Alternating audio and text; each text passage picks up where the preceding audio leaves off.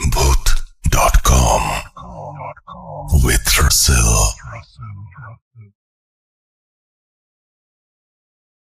Welcome back. আপনাদের সবাইকে স্বাগত জানাচ্ছি আমি রাসেল। আশা করছি আপনারা সবাই ভালো আছেন, ভালোর দলে আছেন। আজ 31 ডিসেম্বর 2024। বিদায় নিচ্ছে আরো একটি বছর, আসছে নতুন একটি বছর আমাদের মাঝে। যে বছরটি বিদায় নিচ্ছে সেই বছরটির জন্য আমার সব সময় মন খারাপ হয়, কারণ এই বছরটি জুড়ে আছে কত স্মৃতি, কত পাওয়া, কত না পাওয়া। আমরা বিদায় জানাতে চাই খুব চমৎকার ভাবে 2024কে। এই বছরটি আমাদের সবার জন্য অনেক গুরুত্বপূর্ণ, অনেক ঘটনাবহুল। আমরা এই বছরে স্বপ্ন দেখেছি, সেই স্বপ্নগুলো যেন পূরণ করতে পারি 2025-এ। সেই প্রত্যাশা থাকবে, সেই প্রার্থনা থাকবে পরম করুণাময়ের কাছে। সেই সাথে আমরা সবাই আপনাদের আমন্ত্রণ জানাতে চাই আমাদের আজকের এই স্পেশাল এপিসোডে। আশা করছি প্রথম থেকে শেষ পর্যন্ত আমাদের সঙ্গে থাকবেন। 2024 আমাদের জন্য খুবই গুরুত্বপূর্ণ একটি বছর আরও একটি কারণে। এই বছরে আমরা সিদ্ধান্ত নেই আমরা ইউটিউবে শো করব, এবং এই বছরে আমরা সিদ্ধান্ত নেই আমরা বৃহস্পতিবারে একটি শো করব। এই বছরে আমরা সিদ্ধান্ত নেই আমরা মঙ্গলবারেও অতিথিদেরকে আমন্ত্রণ জানিয়ে সরাসরি তাদের কাছ থেকে ঘটনা শুনবো, এবং আপনারা সবাই শুনবেন সেটা। এই 2024-এই আমরা সিদ্ধান্ত নেই আমরা বিভিন্ন এলাকায় গিয়ে ঘটনা সংগ্রহ করব, এবং সেই ঘটনাগুলো আপনারা সরাসরি দেখতে পাবেন। সরাসরি দেখতে পাবেন মানে ওই এলাকায় গিয়ে সেইখানকার মানুষের কাছ থেকে সংগ্রহ করে নিয়ে আসা ঘটনাগুলোই ভিডিও আকারে আপনারা দেখবেন আমাদের ইউটিউব চ্যানেলে। আপনারা সহযোগিতার হাত বাড়িয়ে দিয়েছেন, আমাদের ইউটিউব চ্যানেলটি আর থেমে থাকেনি, এগিয়ে গেছে সামনের দিকে। সামনের সময়গুলোও ঠিক এইভাবে আমাদের পাশে থাকবেন, সেটাই প্রত্যাশা। আজকে এই স্পেশাল এপিসোডে আপনাদের সবাইকে স্বাগত জানিয়ে শুরু করছি আমাদের এই বিশেষ আয়োজন। চলুন শুরু করা যাক। আসসালামু আলাইকুম রাসেল ভাই। ওয়ালাইকুম সালাম। কেমন আছেন জিজ্ঞেস করলাম না, আশা করি সব সময় ভালো আছেন, ভালোর দলে আছেন। আমার নাম আবির, আমার বাড়ি কলকাতা। আজ আমি আপনাদের যে ঘটনা বলবো এটা আমার নিজের সাথে ঘটে যাওয়া একটা সত্য ঘটনা। ঘটনাটা কত ভয়ঙ্কর তা বলতে পারছি না, বাট ঘটনাটা আমার কাছে অনেক ইন্টারেস্টিং লেগেছে, তাই ঘটনাটি আজকে শেয়ার করলাম। যদি ঘটনাটি আপনাদের ভালো লাগে তাহলে অবশ্যই শ্রোতা বন্ধুদের সাথে শেয়ার করবেন। ঘটনাটি লিখতে গিয়ে যদি কোনো ভুল ভ্রান্তি হয়ে থাকে ছোট ভাই মনে করে ক্ষমা সুন্দর দৃষ্টিতে দেখবেন। চলুন বেশি কথা না বলে ঘটনাতে যাওয়া যাক। সেবার তুই সত্যি ভূত দেখেছিলি? হ্যাঁ, বিশ্বাস কর, সত্যি। তোকে মন গড়া কথা বলে আমার কি লাভ বলতো? বেশ, বুঝলাম। শুনি সেইবারের কথা। যদি গাঁজাখড়ি হয়েছে মার খাবি কিন্তু। বলে আমার বন্ধু শাকিল একটা চেয়ার টেনে এনে বসল। শাকিল আমার ছোটবেলার বন্ধু। ছোটবেলা বলতে একদম সেই নার্সারি থেকেই আমাদের যাবতীয় ঘটনা রটনা অভিজ্ঞতা সব ওর জানা। সবকিছু বিশ্বাস করলেও ভূতে ঠিক ওর বিশ্বাস ছিল না। আমার জীবনে কিছু বিরল অভিজ্ঞতা শুনে ও নাক সিটকে বলে, থাক আর মিথ্যে বলতে হবে না, অনেক গল্প শুনিয়েছিস। অগত্যা আমিও চুপ হয়ে যাই। আমার অভিজ্ঞতার কথা একমাত্র আমিই জানি, তাই ওকে জোর করে বিশ্বাস করাই না। আমি কি এক দরকারে আমার বাড়িতে এসেছি। আমার বাড়ি আসার পর মুহূর্তেই উঠল ভীষণ ঝড়, আর সাথে কারেন্ট চলে গেল। এমন অবস্থায় শাকিল বলল, ধুর, দেখলি তো কি অবস্থা, আর ভালো লাগে না। আসার পথে মেঘও ছিল না, ধুর, ছাতাও আনিনি। আমি বললাম, ঠিক আছে, একটু থেকে যা, আমি বরং মুড়ি মাখছি, তেল চানাচুর আছে, সাথে 1 কাপ গরম চা, কি বলিস? বাহ, জমে যাবে। সাথে তোর ওই বানানো ভূতের গল্প বলিস, সময়টা বেশ ভালোই কাটবে। আমি কয়েক মুহূর্ত ওর চোখের দিকে তাকিয়ে থাকার পর একটা নিঃশ্বাস ফেলে রান্নাঘরের উদ্দেশ্যে চলে গেলাম। প্রায় মিনিট 20 পর সবকিছু তৈরি করে এনে আমি বসলাম বিছানায়, ও আমার সামনের চেয়ারে। কারেন্ট তখনও আসেনি, আর বৃষ্টির বেগ আরো কয়েক গুণ বৃদ্ধি হয়েছে। শাকিল মুড়ি খেয়ে চায়ের কাপে সশব্দে একটা চুমুক দিয়ে তাচ্ছিল্যের সুরে বলল, বল বল, শুনি। বলে ফেল, যদি একটু ভয় টয় লাগে, গা শিরশির করে। কারেন্ট এসে গেলে আর হবে না। ওর এই ব্যঙ্গাত্মক কথায় অবশ্য কোনো প্রতিবাদ আমি করিনি। আমি চায়ের কাপে একটা চুমুক দিয়ে বলতে শুরু করলাম,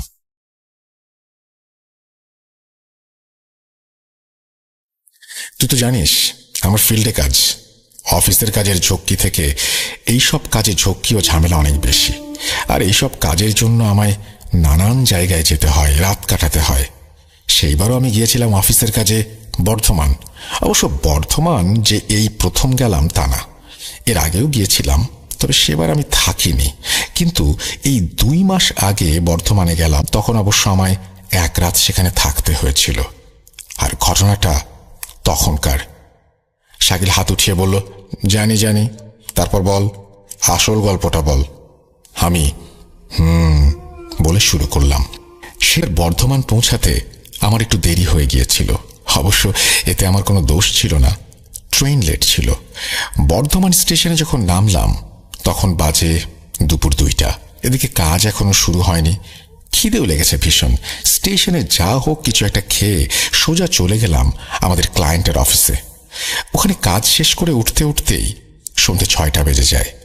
এর মাঝে অবশ্য ওই অফিসের ক্যান্টিনে আমি খেয়ে নিয়েছিলাম, তাই খিদের চাগারটা অতটা দেয়নি। কাজ শেষ করে দ্রুত এসে পৌঁছালাম স্টেশনে।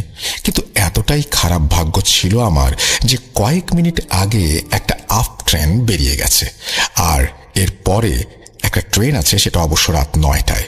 কিন্তু সেটা মাঝে মধ্যে লেট করে, কখনো 1 ঘন্টা, কখনো বা 2। কি করব ভেবে না পেয়ে স্টেশনে রাত কাটানোর সিদ্ধান্ত নিলাম। তারপর আমি বলতে যাব, সেই মুহূর্তে বাইরে ভীষণ ধ্বনিতে বাজ পড়ার শব্দ হলো। আমরা দুজনেই একটু চমকে উঠেছিলাম। আমি শেষ ট্রেনটার টিকিট কেটে স্টেশন মাস্টারকে জিজ্ঞেস করলাম ওখানে থাকার কোনো জায়গা আছে কিনা। স্টেশন মাস্টার ঘাড় নেড়ে বললেন যে এটা তো শিয়ালদা বা হাওড়া না, তাই আপাতত আমায় এই স্টেশনেই থাকতে হবে। আমি অগত্যা মশার কামড় সহ্য করে স্টেশনের মাঝে অবস্থিত একটা চেয়ারে হেলান দিয়ে অপেক্ষা করতে লাগলাম। ধীরে ধীরে যত সময় এগোতে লাগলো, লোক সংখ্যাও ধীরে ধীরে কমতে শুরু করলো। রাত তখন 8টা। খিদেটা আচমকা ফের চাগার দিয়ে উঠেছে।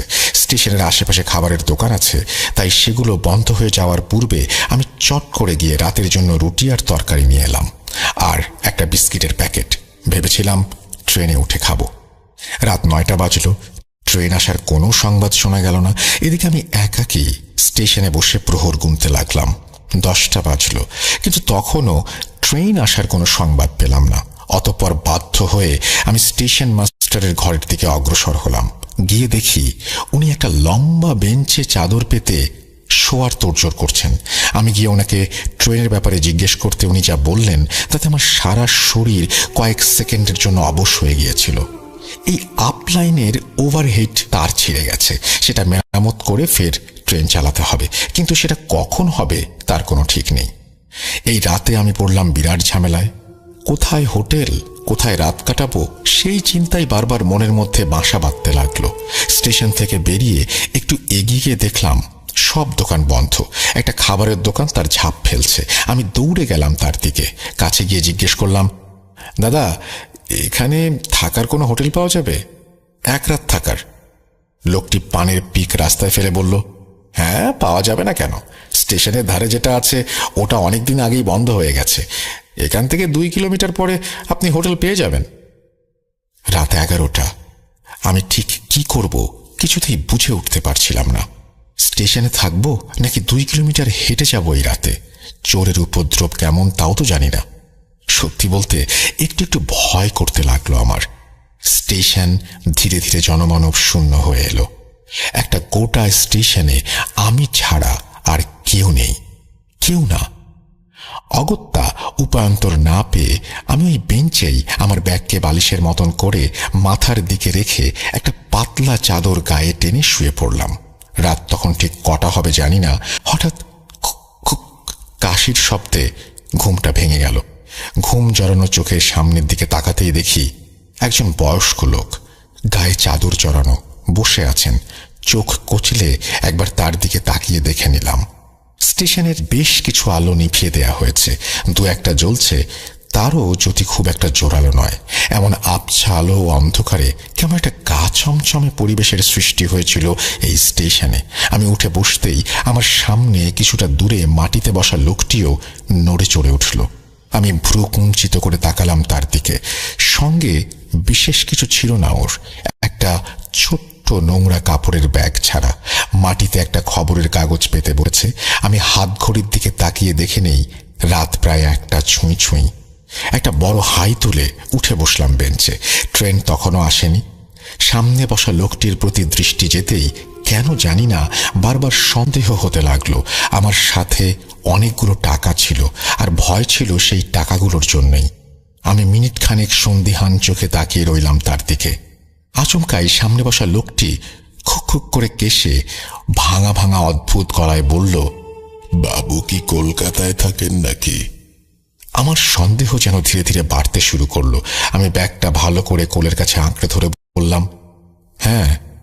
লোকটি তেমন একটু কেশে নিয়ে বলল, ও, আপনার ভয় নেই, আমি চোর নই। আপনার ওই ব্যাগ আমি চুরি করব না।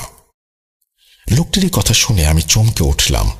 লোকটি জানলো কি করে আমার মনের কথা? লোকটি ফিক করে হেসে বলল, আপনি যেভাবে ব্যাগটা আঁকড়ে ধরে আছেন তাতে সবাই বুঝতে পারবে। মনে মনে অবাক হলাম। লোকটির দৃষ্টি আছে বলতে হয়। আমি জিজ্ঞেস করলাম, এই ট্রেন কখন আসবে বলতে পারেন? শুনলাম তো তার নাকি ছিঁড়ে গেছে, তা কাল ভোরের আগে তো আশাই নাই। কথাটা শুনেই আমার শিরদাঁড়া অবশ হয়ে এলো। সারা রাত আমায় এইভাবে একজন অচেনা লোকের সাথে ভয়ে ভয়ে কাটাতে হবে? সর্বনাশ! লোকটি ফের বলল, কাজের সূত্রে এসেছিলেন? আমি ঘাড় নাড়লাম। লোকটি বলল, ও, আমার নাম মদন, আমি এইখানেই থাকি। ঘরে বড্ড গরম, তাই স্টেশনে শুতে আসছি। লোকটির কথা শুনে আমি তো অবাক। বলে কি লোকটা? ঘরে গরম বলে স্টেশনে? এ তো বদ্ধ উন্মাদ। কথাটা মনে হতেই ভয় আরো বেশ কয়েক গুণ চেপে বসলো আমার ওপর। জানিসই তো শাকিল, ভূতের থেকে পাগলের ভয় বেশি। আমার কথা শুনে শাকিল মাথা নেড়ে বলল, তারপর? লোকটির কথা শুনে আমি কোনো উত্তর দিলাম না। ব্যাগ থেকে বিস্কিটের প্যাকেট বের করে খেতে শুরু করলাম। লোকটি আমার দিকে এক দৃষ্টিতে তাকিয়ে। এই আলো অন্ধকারে লোকটিকে ভালো করে দেখারও কোনো উপায় নেই। শুধু এইটুকু বুঝতে পারছিলাম, লোকটির মুখমণ্ডল ছাড়া বাকি আপাত মস্তক চাদরে আবৃত। চোখ মুখ অস্পষ্ট, তবে যেটুকু বুঝলাম তার গাল ভর্তি দাড়ি, চোখের চাহনিও বড় অদ্ভুত। হঠাৎ করে লোকটি বলে উঠল, আমায় একটা বিস্কিট দেবেন, খুব খিদে পেয়েছে। অগত্যা আমি পুরো বিস্কুটের প্যাকেটটা এগিয়ে দিলাম তার দিকে। লোকটি তখন একটা অদ্ভুত কথা বলল, আপনি ছুঁড়ে দিন, আমি নিয়ে নেব। লোকটি আমার থেকে 20 হাতের দূরত্বে। আমি ছুঁড়ে দিলাম তার দিকে বিস্কিটের প্যাকেটটা। বিস্কিটের প্যাকেট হাতে পেয়ে তার মুখের কি অভিব্যক্তি হয়েছিল তা এই আঁধারে বোঝার কোনো উপায় নেই। লোকটি একটি বিস্কিট মুখে পুরে বলল, জানেন, আমারও একটা পরিবার ছিল, বাবা মা বউ ছেলে মেয়ে সবাই ছিল। আমি বেঞ্চে হেলান দিয়ে ব্যাগটা পাশে রেখে লোকটির কথা প্রসঙ্গে বললাম, ছিল বলছেন কেন? কারণ তারা আর কেউ বেঁচে নেই। লোকটির কথা শুনে আমার বেশ খারাপ লাগলো। আমি বললাম, হো, খুব দুঃখিত, ওনারা মারা গেলেন কিভাবে? সে অনেক কথা, আপনি শুনবেন? আমি ভেবে দেখলাম ট্রেন আসতে অনেক দেরি, আর টাকা ভর্তি ব্যাগকে কিছুতেই চোখের আড়াল করা যাবে না। তাই সময় কাটানোর একটা মোক্ষম উপায়। আমি বললাম, শুনব। লোকটি একটু কেশে বলতে শুরু করলো, আমি আগে চাকরির সূত্রে কলকাতা থাকতাম সপরিবারে। তারপর হঠাৎই আমার চাকরিটা চলে যায়। অনেক খোঁজার চেষ্টা করি চাকরি, কিন্তু কলকাতার মতন বড় শহরগুলোতে আমার চাকরি কোনোভাবেই যেন জোগাড় হচ্ছিল না। আধুনিকতার ছোঁয়ায় আমাদের মতন সেকেলে লোকগুলো যেন কোম্পানির জন্য একটা আস্ত আবর্জনায় পরিণত হতে শুরু করেছিল। আমার সাথে অনেক লোকের চাকরি চলে যায়। প্রায় মাস তিনেক অনেক চেষ্টা করার পরেও যখন কিছুই জোটাতে পারলাম না, তখন এক প্রকার বাধ্য হয়েই ফিরে এলাম এই গ্রামের বাড়িতে। এই বাড়িতে অবশ্য বাবা মা আগে থেকেই থাকতেন। আমি, আমার স্ত্রী ও ছেলে এসে জুটলাম। ওইটুকু খাবার, তার উপর 5 পাঁচজন প্রাণী, স্বাভাবিকভাবে ভাড়ায় টান পড়ল। বেরিয়ে পড়লাম মজদুরি করতে। সারাদিন চড়া রোদে খেটে বাড়িতে ঢুকতাম, তখন শরীরে আর কিছু অবশিষ্ট থাকতো না। এভাবেই কাটতে লাগলো দিন। দিন দিন যেন মাথাটাও গরম হতে শুরু করলো। একটু কিছুতেই হঠাৎ হঠাৎ রেগে যেতাম। শরীরের কষ্ট লাঘবের জন্য মদ্যপান শুরু করলাম। শেষে এমন অবস্থা হলো যে লোকে মজদুরের বদলে মাতাল বলেই বেশি চিনত আমায়। এইটুকু বলে লোকটি থামল। তারপর গোটা দুয়েক বিস্কিট মুখে পুড়ে দিল। চিবিয়ে জল খেয়ে ফের বলতে শুরু করলো। আমি এই ফাঁকে হাতের ঘড়িটি দেখে নিলাম। রাত 3টা বাজে। লোকটি বলল, এইভাবে কেটে গেল কয়েক মাস, কয়েক বছর। হঠাৎই একদিন কি যে হলো, বাড়িতে ফিরে কি একটা কথায় সবার সাথে আমার ঝগড়া হয়ে গেল। আমার মাথা গেল আগুন হয়ে। দিক বিদিক জ্ঞান শূন্য হয়ে বাড়িতে থাকা একটা চপার নিয়ে আমি এক ধারে সবার গলা কেটে দিলাম। ফিনকি দিয়ে রক্ত বেরোতে শুরু করলো। হুফ, কি রক্ত, কি রক্ত! ঘরের মেঝে, দালান ভেসে যেতে লাগলো রক্তে। আমি পাথরের মতো দাঁড়িয়ে দেখতে লাগলাম। চোখের কোণে এক চিলতে হাসি। লোকটির শেষ কথাগুলো শুনে আমি অনুভব করলাম আমার শির দাঁড়াটা যেন শিরশির করে উঠছে। সারা শরীর দিয়ে নেমে গেল মুহূর্তের মধ্যে ঠান্ডা কনকনে রক্তের স্রোত। ভয়ে আমার গলা শুকিয়ে ওঠার জোগাড়। আমি আর ওখানে বসে থাকতে পারছিলাম না। লোকটি বলে চলল, তারপর খুনগুলো করে আমার খুব একটা দুঃখ হয়নি, আবার আনন্দও পাইনি। ঠিক কি যে অনুভূতি হয়েছিল বলে বোঝানো যাবে না। অতঃপর লাশগুলোকে আমারই বাড়ির নিচে মাটিতে পুঁতে দিই। আর সেই দিন থেকেই বাড়িতে কিছুতেই ঘুমাতে পারি না, বুঝলেন? বড্ড গরম লাগে আমার। মনে হয় কেউ সারা শরীরে আগুন লাগিয়ে দিচ্ছে। উফ, অসহ্য যন্ত্রণা। আমি ভয়ে মনে মনে যা সূরা জানি পড়তে লাগলাম। এখন বদ্ধ উন্মাদের পাল্লায় পড়লাম আমি। সারা শরীর আমার কাঁপছে, পা দুটো যেন ভারী হয়ে আসছে, অবশ হয়ে আসছে। মনে এই আতঙ্ক গ্রাস করলো, আমি হাঁটতে পারবো তো? বুকের ভেতরের হৃৎপিণ্ডটাও ব্যাকুল হয়ে উঠেছে। আমি কোনো রকমের ঢোক গিললাম। ঠিক সেই মুহূর্তেই কান ফাটানো একটা আওয়াজ আমাকে প্রায় চমকে দিল। আর একটু হলেই বোধহয় আমার আত্মারাম খাঁচা ছেড়ে পালাতো। ট্রেনের ঘোষণা হচ্ছে, আপ শিয়ালদা স্টেশন আসছে আর 10 মিনিটে।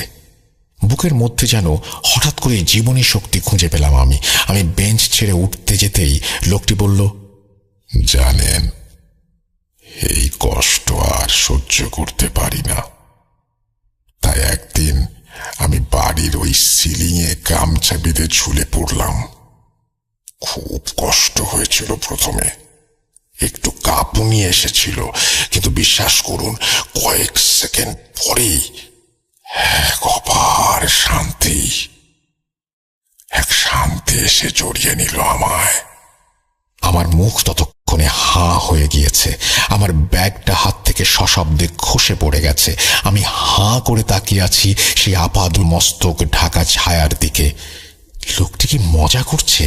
বুকের ধড়ফড়ানি ক্রমেই বেড়ে যাচ্ছিল আমার।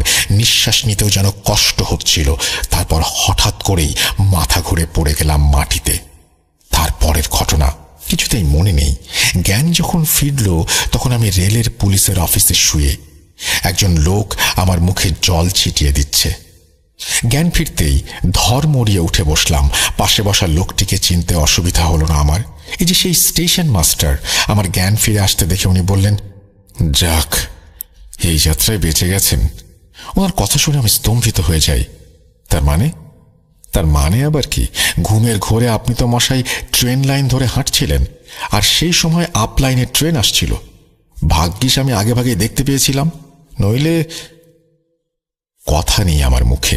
আমি যেন বোবা হয়ে গিয়েছিলাম। কেবল কষ্ট করে একটা কথা জিজ্ঞেস করলাম কোনো মতে, আচ্ছা, ওখানে আর কোনো লোক ছিল কি?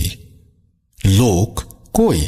কেউ না, পুরো স্টেশন ফাঁকা, আপনি ছাড়া কেউ ছিল না। আমি কাঁপা কাঁপা গলায় বললাম, তাহলে সে কে ছিল? স্টেশন মাস্টার অবাক হয়ে প্রশ্ন করলেন, কে? সেই লোক যে আমার সামনেই বসেছিল, নিজের নাম বলেছিল মদন। স্টেশন মাস্টার ভ্রু কুঁচকে তাকালেন আমার দিকে, তারপর অদ্ভুত একটা কথা বললেন।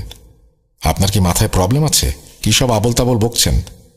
আপনি ছাড়া কেউই ছিল না। আমি কথা বাড়াইনি। তার পরদিন সকালেই ট্রেন ধরে কলকাতা ফিরি। আমার কথা শেষ হওয়ার সাথে সাথেই তীব্র শব্দে ফের একটা বাজ পড়ল, আর সাথে সাথেই জানালার পাল্লাগুলো দমকা হাওয়ায় সশব্দে খুলে গেল। সেই পাল্লা খুলে গিয়েছিল না কেউ খুলে দিয়েছিল বলতে পারি না। এবং শাকিল আর আমি প্রচণ্ড ভয় পেয়ে অবাক হয়ে দুজন দুজনের মুখের দিকে তাকাই। এর কিছুক্ষণ পরে কারেন্ট চলে আসে, তারপর আস্তে আস্তে সব স্বাভাবিক হয়ে যায়। তবে কারেন্ট আসার পরে শাকিলের মুখ চোখ দেখি ও আমার মতোই প্রচণ্ড ভয় পেয়েছে। শাকিল অবশ্য কারেন্ট আসার পরেও বেশ অনেকক্ষণ বাড়িতে থাকে, তারপর একসাথে খাওয়া দাওয়া করে ও বাড়ি চলে যায়। রাসেল ভাই, এই ছিল আমার জীবনে ঘটে যাওয়া একটা সত্য ঘটনা। কতটা গুছিয়ে লিখতে পেরেছি জানি না। যাই হোক, ঘটনাটি ভালো লাগলে অবশ্যই শ্রোতা বন্ধুদের সাথে শেয়ার করবেন। আর হ্যাঁ, আপনাকে অনেক অনেক ধন্যবাদ কষ্ট করে ঘটনাটি পড়ার জন্য। আর শ্রোতা বন্ধুদের জানাই ধন্যবাদ এত কষ্ট করে ধৈর্য ধরে শোনার জন্য। আর বেশি কথা বলবো না, আজকের মতো বিদায়। আবারও দেখা হবে অন্য কোনো এপিসোডে। আসসালামু আলাইকুম। নাম আবির মণ্ডল, বাড়ি কলকাতা, ওয়েস্ট বেঙ্গল। এরপরে তিনি তার মোবাইল নাম্বার শেয়ার করেছেন। থ্যাংক ইউ ভেরি মাচ আবির, আপনার ঘটনা শেয়ার করার জন্য। এবং আপনার মাধ্যমে ওয়েস্ট বেঙ্গল এবং কলকাতার যত আমাদের লিসেনার রয়েছে সবাইকে ধন্যবাদ জানাতে চাই। এবং বছরের শেষ দিনটিতে আপনাদের এই অনন্য উপহার গ্রহণ করলাম সাদরে। Thank you very much. এভাবেই সাথে থাকবেন, পাশে থাকবেন। আমরা চলে যাব আমাদের পরবর্তী ঘটনায়।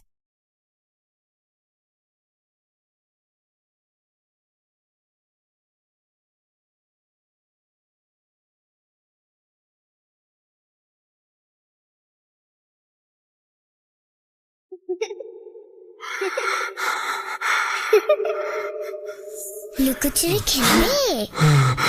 লুকোচুরি তুমি লুকাও, আমি ঠিকই তোমাকে খুঁজে পাবো।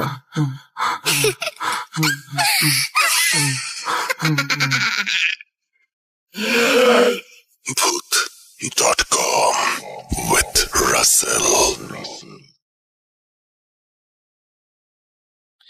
Welcome back. আপনাদের সবাইকে স্বাগত জানাচ্ছি আমি রাসেল। ঘটনায় ঘটনায় ভয়ের রাজ্যে আমরা বিদায় দিতে চাই পুরনো বছরকে। আর সেই জন্যই আমাদের আজকের এই বিশেষ আয়োজন। আমরা চলে যাব আমাদের পরবর্তী ঘটনায়। যেভাবে লেখা আছে আমি সেভাবেই শুরু করছি। আসসালামু আলাইকুম প্রিয় রাসেল ভাইয়া ও সকল লিসেনার্স, এবং আপনাদের প্রতি জানাই ভালোবাসা। আমি নাহিদ আশরান। কথা বেশি বাড়াতে চাই না, তাই সরাসরি ঘটনায় চলে যেতে চাই। ও হ্যাঁ, ঘটনার শুরুতে বলে রাখি, এই ঘটনার দুইটি অংশ হবে। অংশ এক।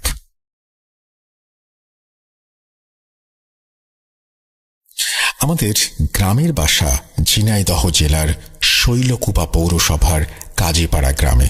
সময়টা 2006-07 সালের দিকে। তখন আমরা পরিবার সহ ঢাকাতে থাকতাম।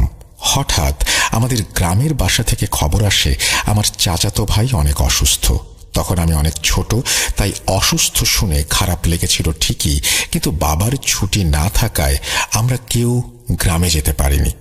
পরবর্তীতে আমরা সপরিবারে গ্রামে যাই এবং জানতে পারি আমার চাচাতো ভাইকে নাকি জিনে ধরেছিল। ভূতের গল্প হওয়ায় আমি শুনতে আগ্রহ প্রকাশ করি, কারণ আমি ছোটবেলা থেকেই ভূতের গল্প শুনতে ভালোবাসি। বলে রাখা ভালো যে গ্রামের মধ্যে রাস্তার পাশেই আমাদের একটি বাগান আছে, এবং এই বাগানের মধ্যেই আমাদের পারিবারিক গোরস্থান। আগে আমাদের এই বাগানের সামনে দিয়ে আসতেও মানুষ কেমন যেন ভয় পেত, সেটা আমরা পরবর্তীতে জানতে পারি। সেখানে একটি কবরের পাশেই একটি আতা গাছ ছিল। একদিন দুপুরের দিকে আমার দুই চাচাতো ভাই রাকিব ও হারুন সহ হারুন ভাইয়ের বড় বোন রোকসানা আপু ছিল। তারা তিনজন মিলে ওই আতা গাছ থেকে আতা পাড়তে যায়। ছোটবেলা থেকে হারুন ভাই অনেক বেশি চঞ্চল প্রকৃতির থাকায় সে গাছে ওঠে এবং বাকি দুইজন গাছের নিচে দাঁড়িয়ে থাকে। হারুন ভাই যখন আতা পাড়ছিল তখন হঠাৎ খেয়াল করে দেখেন একদম চিকন দুইটি ডালে দুইটি মহিলা তাদের অনেক লম্বা চুল ছেড়ে বসে আছে এবং তাদের দিকে তাকিয়ে হাসছে। সে এটা দেখে ভয়ে এক লাফে গাছ থেকে নেমে দৌড় দিয়ে বাসায় চলে আসে। তার এই অস্বাভাবিক দৌড় দেখে বাকি দুইজন দৌড় দিয়ে বাসায় চলে আসে। বাসায় আসার পর হারুন ভাই আর তখন কাউকে কিছু বলেননি, কিন্তু ওই দিন বিকেলের দিকে বা সন্ধ্যার একটু আগে ভাইয়ের শরীরে অনেক জ্বর চলে আসে এবং তার শরীর এতটাই গরম ছিল গায়ে নাকি হাত দেয়া যাচ্ছিল না। সেদিন রাতে হারুন ভাই কিছু উল্টাপাল্টা কথা বলতে থাকে। কথাগুলো ছিল এমন, মা দেখো আকাশে মাইক্রোবাস, মোটরসাইকেল, প্লেন সব একসাথে উড়ে যাচ্ছে। এরপর আমার চাচির কাছে সে খাবার চায়। আমার চাচি তাকে ডাল দিয়ে ভাত দেয় এবং সে নাকি তখন অনেক রেগে উচ্চস্বরে বলছিল, আমি তোর কাছে খাবার চেয়েছি আর তুই কিনা আমাকে পোকামাকড় আর পানি খেতে দিলি। তখন সবাই মনে করে অনেক বেশি জ্বর, তাই সে এমন উল্টাপাল্টা বকছে। পরদিন সকাল হতে না হতেই হঠাৎ ঘুম থেকে উঠেই অনেক জোরে দৌড় দেয় এবং বাসার পাশে একটি পুকুরে লাফ দেয়। আমার এক চাচা দেখে ফেলায়, তাকে কোনো রকম সেখান থেকে তুলে নিয়ে আসা হয়। আমার দাদি অনেক নামাজি একজন মানুষ, তিনি এসব বুঝতেন এবং তিনি বললেন হারুন ভাইয়ের ওপরে জিনের আসর হয়েছে। তখন একটি হুজুরকে ডেকে নিয়ে আসা হয় এবং হুজুর অনেক কিছু করে জিনকে আনতে সক্ষম হন এবং তিনি জিজ্ঞেস করেন, তোমরা এই ছেলেটির এমনভাবে ক্ষতি কেন করছো আর ওর কাছে কেনই বা এসেছ? তখন তারা বলে, ও যখন আতা গাছে উঠে আতা পাড়ছিল তখন ওই দুইটা মহিলা জিনদের দেখে গাছ থেকে লাফ দেওয়ার সময় তারা যে ঢালটিতে বসেছিল সেটা ভেঙে যায়। এই জন্য জিন দুইটি হারুন ভাইকে মেরে ফেলতে চায়। পরে হুজুর অনেক চেষ্টা করে জিন দুইটাকে ভাইয়ের কাছ থেকে সরাতে পারে না, কিন্তু হারুন ভাইয়ের শারীরিক অবস্থা ক্রমশই খারাপ হয়ে যাচ্ছে। তখন আমার চাচিরা একটা বুড়ির খোঁজ জানতে পারে এবং সেখানে নিয়ে যায়। তাকে সবকিছু খুলে বলে এবং বুড়ি আমার ভাইকে দেখে বলে, আমি সব ঠিক করে দিতে পারবো, কিন্তু শাহী মসজিদে একটা খাসি জবাই দিতে হবে। বলে রাখি, আমাদের এলাকায় এই শাহী মসজিদটি অনেক প্রাচীন। এই মসজিদ জুড়েও রয়েছে অনেক ঘটনা। অনেকে এটাও বিশ্বাস করে সেখানে কিছু মানত করলে নাকি সেটা বিফলে যায় না, তাই প্রতিদিন দূর দূরান্ত থেকে মানুষ এখানে ছুটে আসে। তো এরপর ওই শর্তে আমার চাচা চাচি রাজি হন এবং বুড়িকে বলেন তাদের সন্তান যেন সুস্থ হয়ে যায়।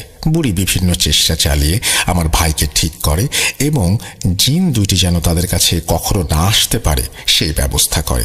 চাচাদের আর্থিক অবস্থা একটু খারাপ হয়ে যাওয়ায় খাসিটি দিতে একটু দেরি হচ্ছিল, কিন্তু তখন প্রায়শই চাচি স্বপ্নে সেই বুড়িটিকে দেখতেন আর বুড়ি বলতো, তুই এখনো খাসি দিসনি, তোর ছেলের কিন্তু অনেক বড় ক্ষতি হয়ে যাবে, তখন চাইলেও আর কিছু করতে পারবি না।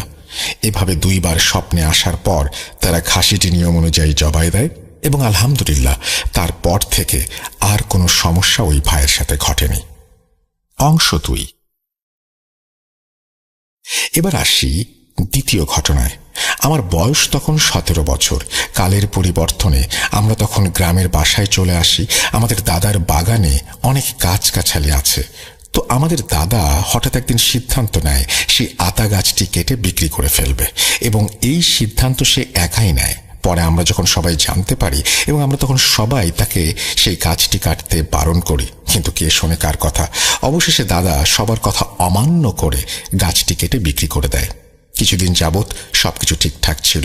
হঠাৎ আমরা জানতে পারলাম দাদার স্বপ্নে নাকি ওই দুইটা জিন এসেছে এবং তারা বলছে, তুই আমাদের থাকার জায়গা একদম নষ্ট করে ফেলেছিস, তোকে আমরা একেবারে মারব না, আস্তে আস্তে কষ্ট দিয়ে মারব।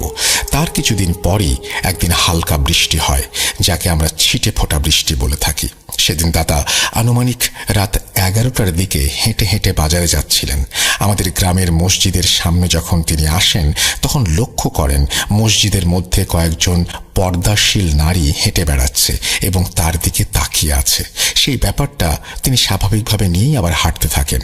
কিছু দূর যাওয়ার পর রাস্তার ওপর একদম হালকা পানি জমে থাকে, সেখানে পা দেয়া মাত্রই তিনি পড়ে যান এবং আশেপাশে যারা ছিল তারা ভেবেছিল হয়তো তিনি উঠে দাঁড়িয়ে যাবেন, কিন্তু কোনোভাবেই তিনি আর উঠতে পারছিলেন না। তারপর সবাই এসে তাকে ধরে ওঠানোর চেষ্টা করে, কিন্তু তিনি আর দাঁড়াতে পারছিলেন না। তখন বাসায় কেউ একজন ফোন দিয়ে বলে দাদা রাস্তায় পড়ে গিয়ে আর উঠে দাঁড়াতে পারছেন না। এই কথা শুনে আমরা সবাই তাড়াতাড়ি করে তাকে হসপিটালে নিয়ে যাই এবং এক্স-রে করে দেখা যায় তার ডান পাটি কোমরের নিচ অংশ থেকে পুরোপুরিভাবে ভেঙে বিচ্ছিন্ন হয়ে গেছে। এখনো তার পা ঠিক হয়নি এবং আমার দাদা ধীরে ধীরে যেন সব জ্ঞান হারিয়ে ফেলে, যার তার সাথে খারাপ আচরণ করে এবং অনেক শিরকমূলক কথা বলে, যা তার এই বয়সে বলা মানায় না। আস্তে আস্তে তিনি উন্মাদ হয়ে যাচ্ছেন। আমার দাদার জন্য সবাই দোয়া করবেন। স্টোরিটি সিলেক্টেড হলে পড়ে শোনাবেন। ভুল ত্রুটি ক্ষমা সুন্দর দৃষ্টিতে দেখবেন। আল্লাহ হাফেজ। এই বলে তিনি তার ঘটনা শেষ করেছেন। আশা করছি ঘটনাটি আপনাদের কাছে ভালো লেগেছে। আমরা এই পুরনো বছরকে বিদায় দেওয়ার জন্য বিশেষ এই আয়োজনে আপনাদের সবাইকে আবারও আমন্ত্রণ জানাচ্ছি এবং আশা করছি আরও যে ঘটনাগুলো আছে সেই ঘটনাগুলো আপনারা শুনবেন। কথা না বাড়িয়ে আমরা চলে যাব আমাদের পরবর্তী ঘটনায়।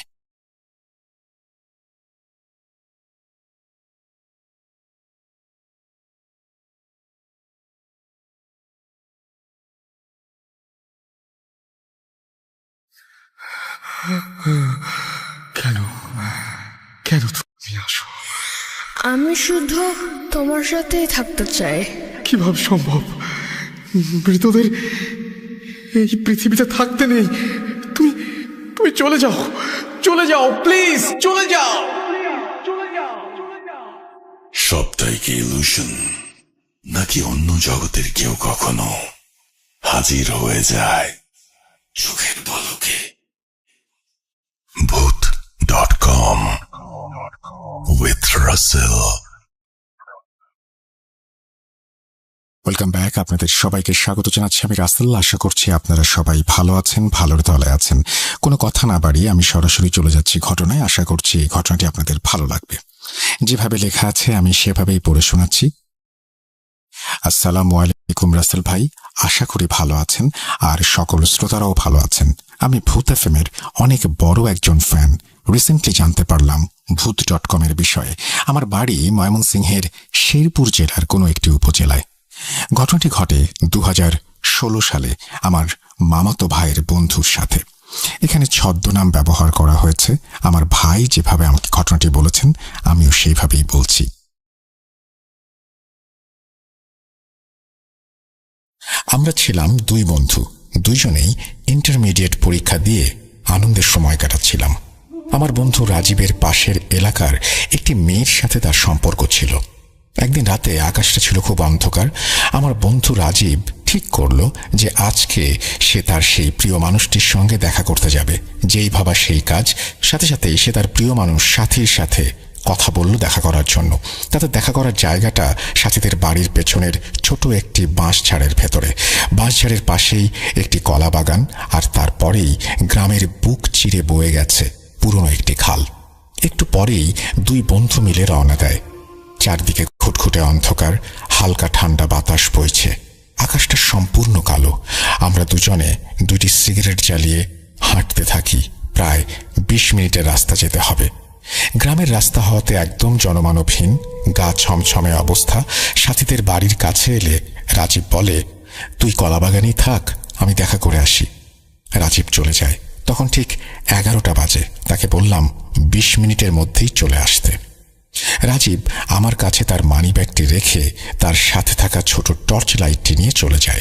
সে চলে যাওয়ার পর আমি কলাবাগানে বসে সিগারেট জ্বালিয়ে টানতে থাকি। দেখতে দেখতে প্রায় 50 মিনিটেরও বেশি সময় হয়ে যায়। আমার সাথে থাকা ছোট বাটন ফোনটির টর্চ জ্বালিয়ে তাকে খুঁজতে যাই।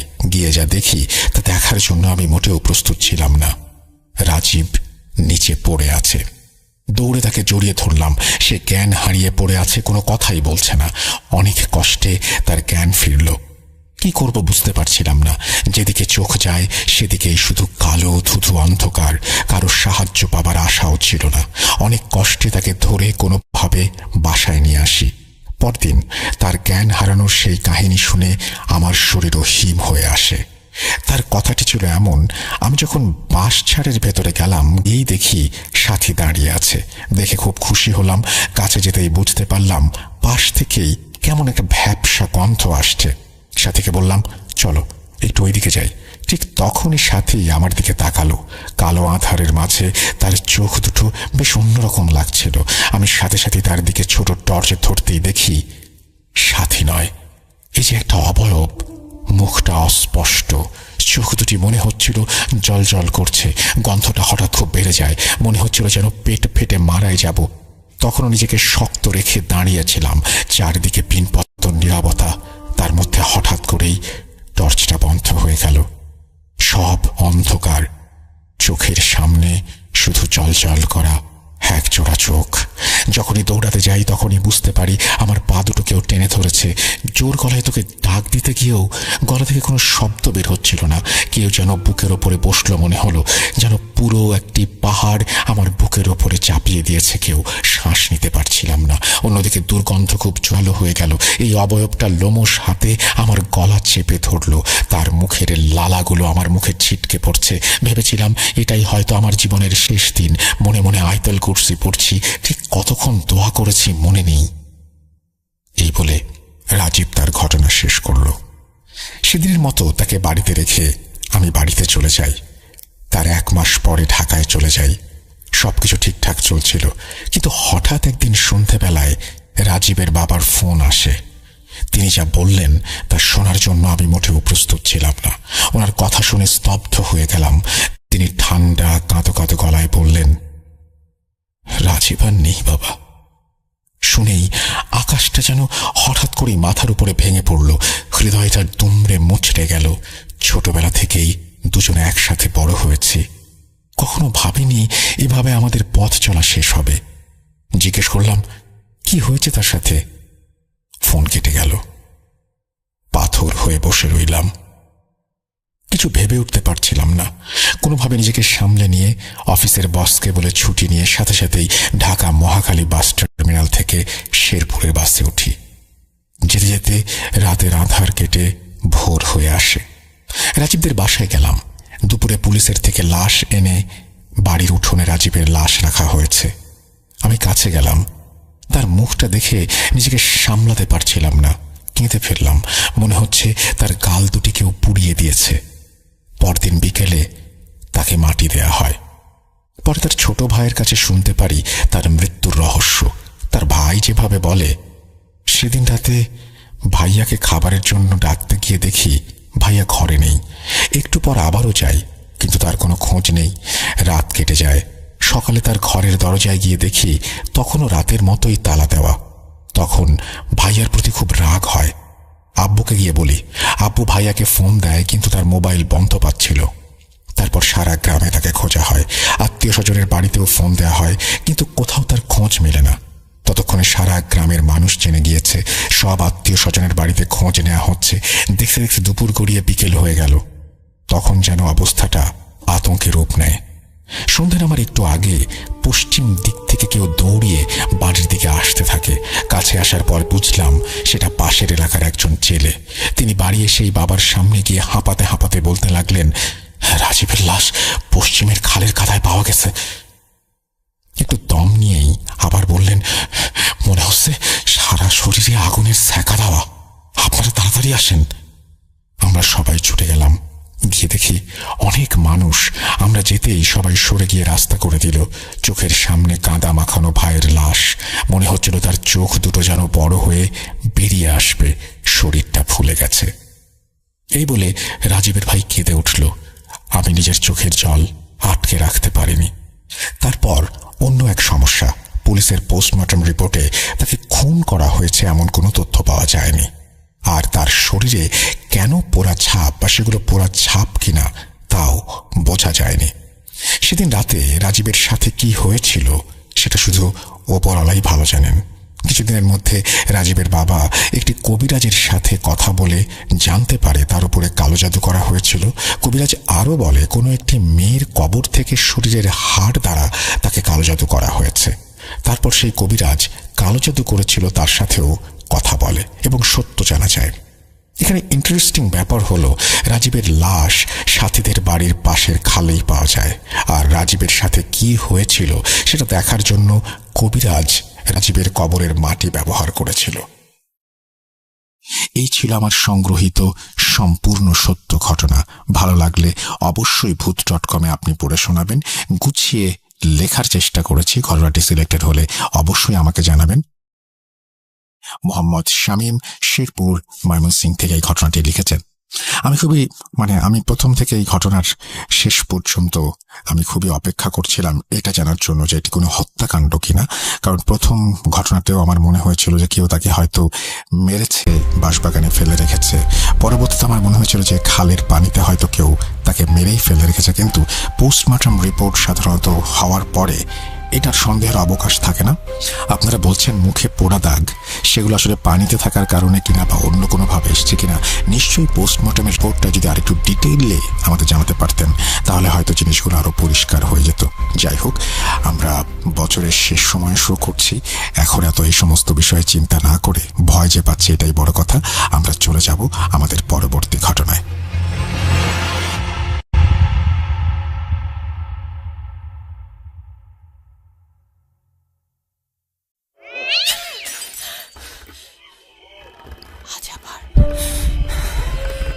শুনতে পাচ্ছেন শব্দটা? ভয়ের আরেক নাম ভূত.com with Russell। Welcome back. আপনাদের সবাইকে স্বাগত জানাচ্ছি, আমি রাসেল। আশা করছি আপনারা সবাই ভালো আছেন, ভালোর দলে আছেন। আজকে 31 ডিসেম্বর এবং আমাদের বছরের শেষ দিন। আমরা আমাদের ভূত.com-এ একসাথে শুনছি এবং ভয় রাজ্যে হারিয়ে যাচ্ছি। ঘটনাগুলো শুনতে নিশ্চয়ই আমাদের সবারই ভালো লাগছে। যদি এতটুকু ভালো লাগে আমি নিজেকে ধন্য মনে করব। আমি আজকের এই এপিসোডটি শুরু করেছিলাম কলকাতার একটি ঘটনা দিয়ে। তারপরে বাংলাদেশের ঘটনায় এসেছি, আবারও বাংলাদেশের ঘটনায় এসেছি। এরপরে আমি এমন একটি ঘটনায় যাব যে ঘটনাটি এসছে ইউনাইটেড কিংডম থেকে। আমি সবসময় আপনাদের বলেছি যে পৃথিবীর বিভিন্ন জায়গা থেকে আমাদের ঘটনা আসে এবং তার মধ্যে ইউনাইটেড কিংডমও অন্যতম। এবং আমাদের পৃথিবী বিশ্ব জুড়ে আমাদের বাঙালিরা ছড়িয়ে আছেন এবং তারা তাদের সফলতা অর্জনের পথে এগিয়ে যাচ্ছেন। তেমনই একজনের পাঠানো একটি ঘটনা আমি পড়ে শোনাচ্ছি। পাঠিয়েছেন আশিক এবং তিনি পাঠিয়েছেন যেখান থেকে, সেটা হচ্ছে নর্থ হাইডল্যান্ড, ইউনাইটেড কিংডম। ঘটনাটি পড়ে শোনালে সবচেয়ে ভালো হয় যদি আমি স্টুডিওতে ভার্চুয়ালি ঘটনাটি বলতে পারবো। আসসালামু আলাইকুম। ওয়ালাইকুম সালাম। কেমন আছেন রাসেল ভাই? আশা করি ভালো আছেন। আমার নাম আশিক এবং আমি বর্তমানে যুক্তরাজ্যে বাস করছি। আমি পূর্বে একটি ঘটনা পাঠিয়েছি যার নাম ছিল রহিম কুড়ালি। ওই ঘটনাটি পড়ে শোনানোর জন্য অনেক ধন্যবাদ। আজকে যে ঘটনাটি বলতে যাচ্ছি সেটা লন্ডনে বসবাসরত আমার এক বন্ধু যার নাম মুশফিক, ওনার কাছ থেকে শোনা। তিনি আমাকে যেভাবে ঘটনাটি বলেছেন আমি সেভাবেই লেখার চেষ্টা করছি। আমি যখন ছোট ছিলাম তখন আমাদের বাড়িতে একটা বিয়ের অনুষ্ঠানে অনেকজন মানুষ আসেন। যারা এসেছিলেন বিয়ের দাওয়াতে তাদের মধ্যে ছিলেন আমার এক মামা। অনুষ্ঠান শেষ হয়ে গিয়েছিল সন্ধ্যার দিকে। তখন আমার মামার হঠাৎ করে প্রচণ্ড মাথা ব্যথা শুরু হয়। আমার মামা তখন সিদ্ধান্ত নেন যে আমাদের বাড়িতে রাতটা কাটাবেন। রাতে আমার মামা আমার সাথে ঘুমান আমার ঘরে। আমি স্বাভাবিকভাবেই ঘুমিয়ে যাই প্রতিদিনের মতো, কিন্তু মাঝরাতে কোনো একটা শব্দের কারণে উঠে যাই। উঠে আমি দেখতে পাই আমার মামা চোখ বন্ধ রেখেই হাসছেন আস্তে করে। হাসিটা তো অদ্ভুত, ভয়ঙ্কর। আমার মামাকে আমি কয়েকবার ডাক দিলাম ওঠার জন্য, কিন্তু তারপরও আমার মামা ঘুম থেকে ওঠে না। আমি ভেবেছিলাম যে হয়তো মামা কোনো একটা স্বপ্ন দেখছে এবং এই কারণেই হয়তো এরকমভাবে হাসছে। তারপর আমি আবার ঘুমিয়ে যাই। সকালে আমি ঘুম থেকে উঠে দেখতে পাই যে অনেকজন লোক আমার বিছানার পাশে একত্রিত হয়ে দাঁড়িয়ে আছে। আমার মামাকে অনেক ডাক দেওয়ার পরেও ওনাকে ঘুম থেকে ওঠানো সম্ভব হচ্ছে না। আরেকটা রহস্যজনক ব্যাপার হলো যে তিনি তখনও হাসছিলেন আস্তে আস্তে, কিন্তু অন্যরা কিছু জিজ্ঞেস করলে কোনো জবাব দিচ্ছিলেন না। পুরোটা দিন মামা এভাবেই বিছানায় শুয়েছিলেন। পরের রাতে আমি অন্য এক রুমে চলে যাই। যেহেতু আমি প্রচণ্ড ভয় পেয়েছিলাম, সেই কারণে আমি মামার সাথে আর ঘুমাতে সাহস করিনি। ওই রাতে কোনো এক কারণে আমি আমার রুমে প্রবেশ করি যেখানে আমার মামা শুয়েছিল। তখন দেখতে পাই যে আমার মামা সেখানে নেই। আমি আবার আমার রুমে চলে যাই, মানে যে রুমে আমি ঘুমাচ্ছিলাম, এবং বাবাকে বিষয়টা জানাই। আমার বাবা তখন সিদ্ধান্ত নেন যে আমার মামাকে খুঁজতে যাবেন। অনেক খোঁজাখুঁজির পর আমরা সিদ্ধান্ত নেই যে আমাদের ছাদে আমরা যাব দেখতে। আমরা যখন সিঁড়ি দিয়ে উপরে উঠলাম তখন দেখতে পেলাম ছাদে প্রবেশ করার দরজাটা বন্ধ, কিন্তু আমরা দরজার এক ফাঁক দিয়ে দেখতে পাই যে আমার মামা চোখ বন্ধ করে দাঁড়িয়ে আছে ছাদের এক প্রান্তে। আমার মামা তখনও হাসছিলেন এবং ওনাকে দেখতে ভয়ঙ্কর লাগছিল। উনি চোখ বন্ধ করে এবং কোনো চাবি ছাড়াই ছাদে কিভাবে প্রবেশ করলেন সেটা একটা রহস্য। আমার বাবা দ্রুত চাবি নিয়ে আসেন এবং মামাকে জোর করে টেনে নিয়ে আসেন বাড়ির ভেতরে। পরদিন আমার বাবা একজন চিকিৎসক নিয়ে আসেন আমাদের বাড়িতে আমার মামাকে সুস্থ করার জন্য। চিকিৎসক যখন আমার মামাকে দেখেন তখন আমার মামা হেসে যাচ্ছিলেন চোখ বন্ধ রেখে। এটা দেখে চিকিৎসক অনেক অবাক হয়ে যান। তিনি একটা বড় সূঁচ বের করে সেটা বিঁধে দেন আমার মামার পায়ের তালুতে। অবাক করা ব্যাপার হচ্ছে যে আমার মামার কোনো প্রকার সমস্যাই হলো না। তিনি চিৎকার দেননি, অস্বস্তি বোধ করেননি, যদিও সূঁচটা বেশ বড় ছিল, বরং তখনও ওনার মুখে একটা হাসির রেখা লেগেছিল। চিকিৎসক তখন আমাদেরকে জানান যে ওনার দ্বারা এটা সম্ভব না মামাকে সুস্থ করার জন্য। তিনি আমাদেরকে বলেন যে অন্য চিকিৎসককে খুঁজে বের করতে, অর্থাৎ ধর্মীয় চিকিৎসা বা অন্য কোনো অল্টারনেটিভ চিকিৎসা করাতে। তখন সিদ্ধান্ত নেওয়া হয় যে একজন ভালো ইমাম বা হুজুরকে ডেকে নিয়ে আসা হবে। ইমাম এসে সাথে সাথে বুঝতে পারেন যে আমার মামার সাথে অস্বাভাবিক কিছু ঘটেছে। তিনি আমাদেরকে জানান যে আমার মামা নাকি সন্ধ্যার সময় খারাপ জিনেদের বাসস্থানে গিয়ে সিগারেট খাচ্ছিল এবং সে কারণেই এই সমস্যা শুরু হয়েছে, যেটার কারণে জিনটা ওনাকে অসুস্থ করে ফেলেছে। ইমাম সাহেব তখন আমার মামার ওপর কিছু পানি ছিটিয়ে দেন এবং আরো কিছু চিকিৎসা করান। তারপর আমার মামা আস্তে আস্তে সুস্থ হন। এই ছিল আমার ঘটনা। ভালো লাগলে পড়ে শোনার অনুরোধ রইল। এই বলে তিনি তার ঘটনা শেষ করেছেন। আমি জানি না যে আসলে এই যে জিনদের জায়গায় গিয়ে চুল খোলা রাখলে বা তাদেরকে বিরক্ত করলে বা সেই জায়গায় হেঁটে গেলে এরকম সমস্যা হয়, এই সমস্ত আমরা শুনে থাকি। আমি জানি না যে এই সমস্যাগুলো আসলেই কিভাবে ঘটে বা এটার সত্যতা সম্পর্কে আমার জানা নেই, কিন্তু সমস্যা যা হয় এবং আল্লাহর পাক কালাম থেকে যখন কোনো হুজুর বা কোনো বুজুর্গ ব্যক্তি যখন কোনো তেলাওয়াত করেন বা কোনো সূরা পাঠ করেন বা সেই পবিত্র আয়াতের দ্বারা যখন তাকে ওই যে বললেন যে পানি ছিটিয়ে দেন বা তাবিজ দেন, তখন দেখে আবার সমস্যাগুলো ঠিক হয়ে যায়। মানে কি বলবো যে কি কারণে জিনরা বিরক্ত হয় বা কি কারণে ভর করে, এটা নানান মানুষের নানান ধরনের তর্ক, নানান ধরনের সন্দেহ, নানান ধরনের প্রশ্ন, নানান ধরনের মানে কি বলবো মতবাদ থাকতে পারে। কিন্তু এই বিষয়টা তো সত্যি যে এরকম ঘটনা অহরহই ঘটছে এবং এরকম ঘটনার মানুষ অনেক সময়ই এরকম ধরনের চিকিৎসার দ্বারা সুস্থ হয়ে উঠছেন। তো যাই হোক, আপনাকে ঘটনা পাঠানোর জন্য ধন্যবাদ। ইউকে থেকে ঘটনা পাঠিয়েছেন এবং আপনার মাধ্যমে আমরা অন্য সবাইকেও বলবো যারা ইউকেতে শুধু না পৃথিবীর বিভিন্ন প্রান্তে ছড়িয়ে আছেন তারা আমাদের ঘটনা পাঠান, আমাদের সাথে থাকুন। এবং যারা আমাদের ইউটিউব চ্যানেলটি এখনো সাবস্ক্রাইব করেননি তাদেরকে আমি অনুরোধ করবো দয়া করে আমাদের ইউটিউব চ্যানেলটি সাবস্ক্রাইব করুন এবং আমাদেরকে সামনে এগিয়ে যাওয়ার প্রেরণা যোগান। আমরা আপনাদের সবার ঘটনার জন্য অপেক্ষায় আছি। সামনের মাসে আমাদের বার্থডে আপনারা সবাই জানেন এবং নতুন বছর চলছে, সুতরাং আমাদের ঘটনা পাঠাবেন। আমাদের ইমেল অ্যাড্রেস russell.booth.com@gmail.com।